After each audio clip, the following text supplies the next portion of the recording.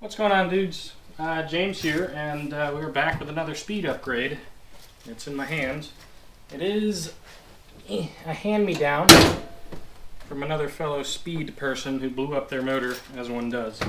But it's a necessary upgrade for doing any more stage tunes using my COBB access port. So this is, pull it out here for you, a high pressure fuel pump. Specifically the Autotech high pressure fuel pump internals, which is what that spring and little screw in the center is of it.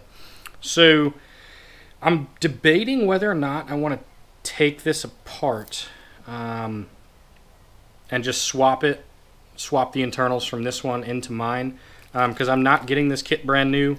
It does have some miles on it, and the O-rings and gaskets, if I had bought the kit, I could just install brand new ones onto mine, and I don't really want to take them out of this one, and I don't really want to break anything in the process. So I think I might just keep this together. It's a little bit of a process to get to it. We have to take the battery out, we have to take the ECU out, we have to take the intake out, because the fuel pump is pretty much directly underneath my finger right here. Yeah, it's going to take some effort to get there. And I got bolts for it. Good times. So I took off the stock turbo inlet. I am going to be installing an aftermarket one, but that's part of a different video. And then obviously I got the entire portion of the car here pulled apart. This is your fuel pump right here. So what we actually have to do instead, I ended up taking the cover off, just the two 10mm bolts, is I got to clear out a little bit of space here. So I'll probably take this, the positive ventilation, whatever the freaking thing is for the valve cover ventilation, I don't know, that line, we're gonna go ahead and pop that off because that'll open this whole area up here, and then we'll start working on the fuel pump itself.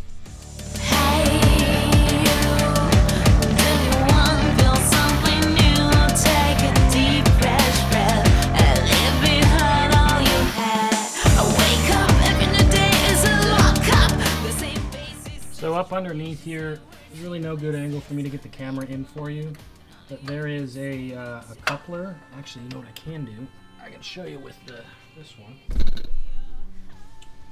So the fuel pump is inserted like this, and this is your coupler right here. So the fitting that is attached to these threads is a 19mm, and then this one is a 17. So you're going to get your 17mm on this portion of it, and then you're going to thread counterclockwise the 19mm until that one comes undone.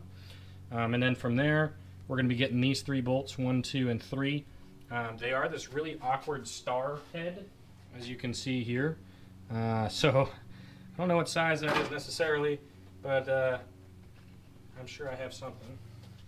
So those are going to be a 6mm right there. And I do have like the star bit type of thing. I don't really know what you call that. It's not a Torx, because a Torx goes in as a star. I don't know, whatever. So yeah, go ahead and undo both of those, the bottom part with the 17 and the 19, and then those 3, and we should be able to pull it right out.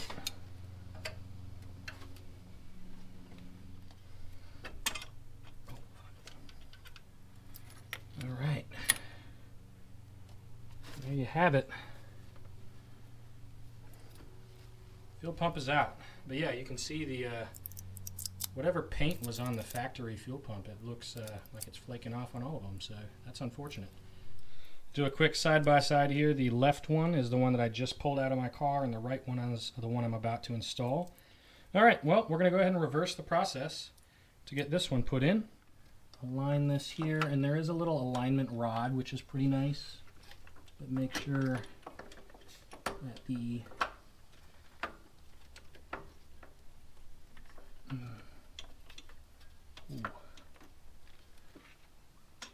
something tells me I'm gonna have to use the bolts to get this thing in completely. Anyway, so I got the new the pump in. I did tighten them in kind of like an X pattern, so I just worked my way around slowly to make sure that I kind of jack it in straight. There is a guide that's inside to align where the spring's gonna go, allegedly. And then there's also a little pin that sticks out to make sure that it's in the correct positioning. So in reality, it probably would be just fine if you did it one bolt at a time, but it's always better to be safe than sorry. So I did them in a little pattern. Just took more time, but I'll make sure I do it right. But apparently, it's either those or it's the hard line underneath that goes to 40 foot-pounds. I just made it really tight with my hands, and it's probably fine. So long as it doesn't leak fuel, everything will be okay. I'm gonna go ahead and plug the fuel pump in, and I reconnected those two lines as well, the blue clip and the lime green yellowish sort of clip. Awesome. So now I'm going to go ahead and get my turbo inlet put in and everything else plugged back up inside of the car. You guys don't really care about that. And then we should be able to crank it. Now I don't know what it's going to be like when I crank it because there's a little bit of air in there. That fuel pump is probably not full of fuel. If it is, it's full of old fuel. So it's probably going to sound weird when I start it.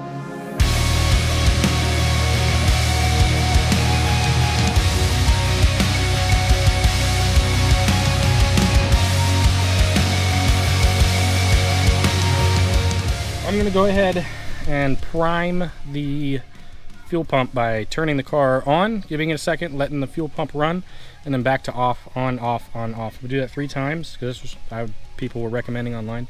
And then we'll go ahead and crank it and see what happens. So clutch in. Guess I'll give you a first person view here. Ooh. Has that been there the entire time? Here we go. All right.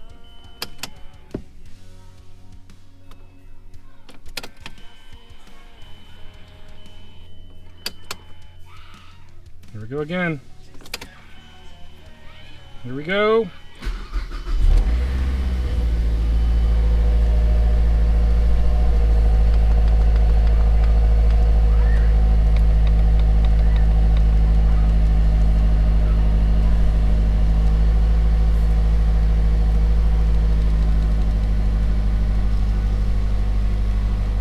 All right. Well, it's running. Disregard all the flashing, but you can see, kill my AC real quick. Air fuel, this gauge always sits right around 14.5, whereas the access port is going to be showing 14.7. So I think this might be just the way that the sensor is reading is slightly different. Because this one is a Bosch sensor, and then this one is the NTK. I'm pointing at battery voltage. That's where I usually have my air fuel. But yeah, everything else is looking normal. Let's go ahead, whoop, not what I wanted to do. We'll swap out battery voltage for air fuel. Yep, 14.7, 14.85. She sounds good, she's purring like a kitten. She's a little cold, but that's okay. So let's go for a quick drive and kind of see how she does. And I don't have my mount. The other thing is, because I disconnected the ECU, all of your settings and stuff in your car are going to be completely reset. So your time, your air conditioning preferences, all that sort of stuff. Turn off dual, whatever. So you have to reset all of that. I just kicked on the air conditioning. That's fine. Otherwise, like I said earlier, the ECU is going to have to relearn the different atmospheric conditions that it wants to maintain your air-fuel ratio for. So I'm gonna let it idle for a good 5 minutes or so.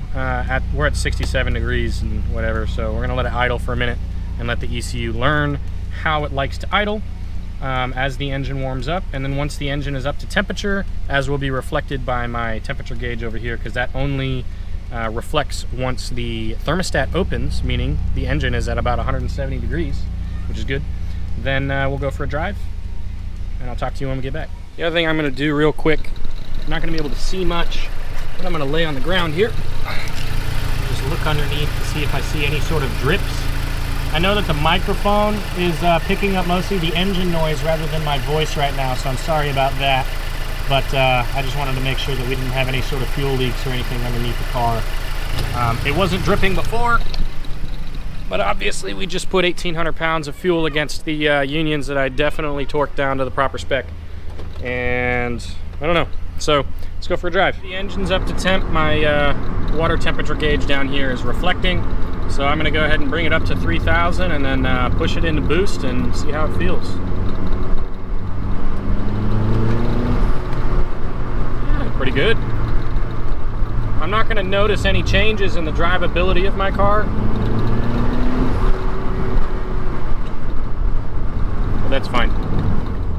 That high-pitched kind of whistling noise is that dual 50/50 blow-off bypass valve from Cork Sport that I have installed. Honestly, when I first got that, I was not a big fan of that high-pitched squeal. It's definitely an acquired taste, but the more I drive with it, the more I like it. So once I get the cold air intake and I can actually hear the crap out of that thing, then I'll be able to make a more educated decision on whether or not I really like it. But it's better than the stock whoosh noises, in my opinion. It's driving great. Like I said, you're not going to see a difference in the drivability and how fast the car goes or anything like that, putting the high-pressure fuel pump internals in.